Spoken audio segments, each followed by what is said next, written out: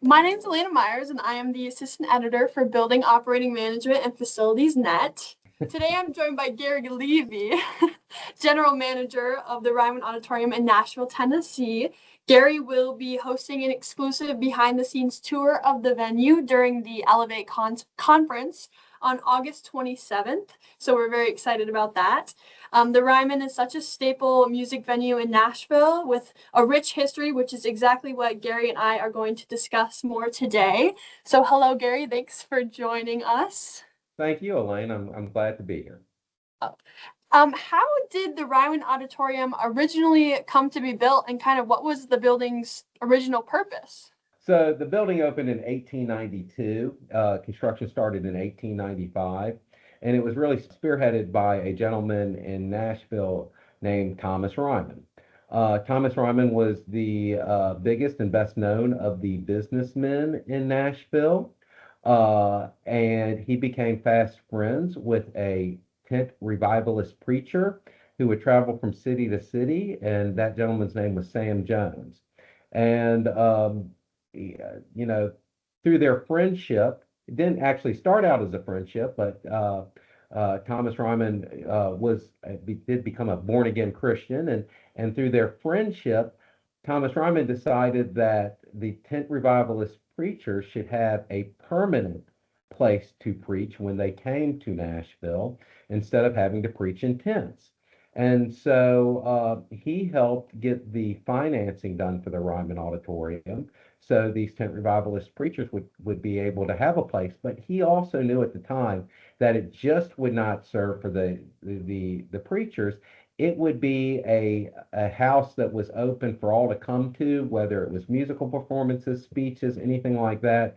It was the largest building at the time that was built in Nashville. From the very beginning in 1892, musical acts and speakers were happening here, along with religious revivals and things like that. So, Very cool. So music's always been in the roots of it.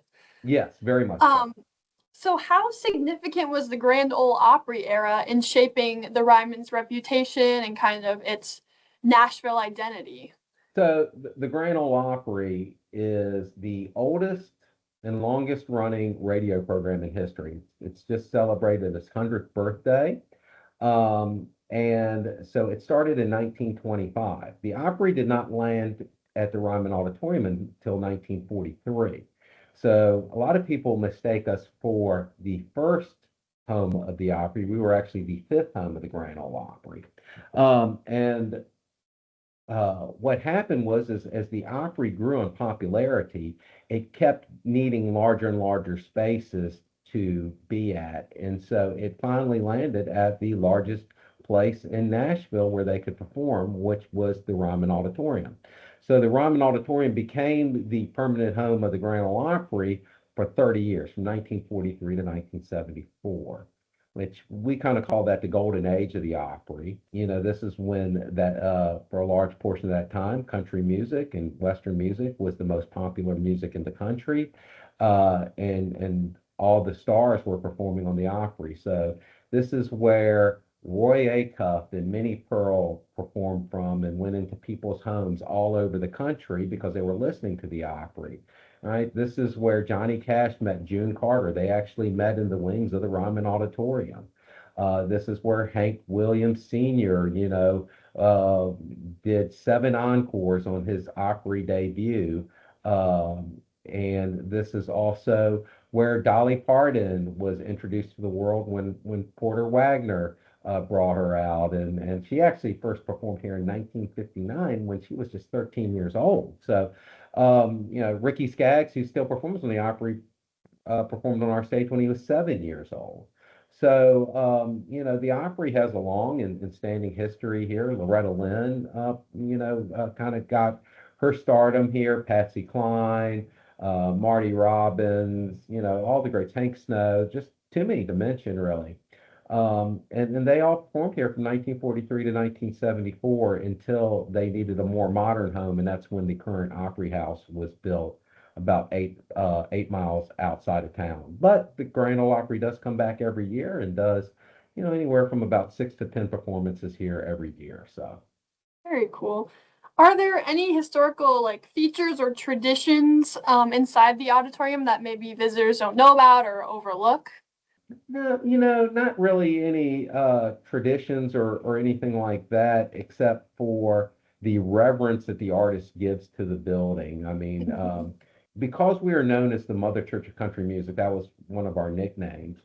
Uh, People just associate us completely with country music. Well, now that's only about 25% of what we do. We do pop and rock, and we have the Nashville Comedy Fest lands here for a week every year, and we do these great residencies like Amy Grant and Vince Gill at Christmas does 12 shows from here.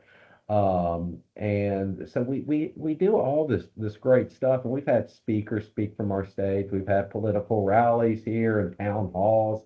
We've had magicians perform here, and that's just within the last few years. Podcasts, that's a big thing now. We've had podcasts. So, I don't know if there's a necessarily a tradition. It's not like, you're at Notre Dame Stadium and you touch the sign as you leave the locker room or anything like that. Right. It's just the reverence of the building itself to the artist, which makes it so special. So, that's where I would land. Nothing that, no secret pole backstage where they hang anything or anything like that. Well, we are very excited to see the Ryman Auditorium for ourselves and to meet you in person. So thank you for sitting down with me, and we will see you in August. Yes, I'm looking forward to it, and can't wait to meet everybody.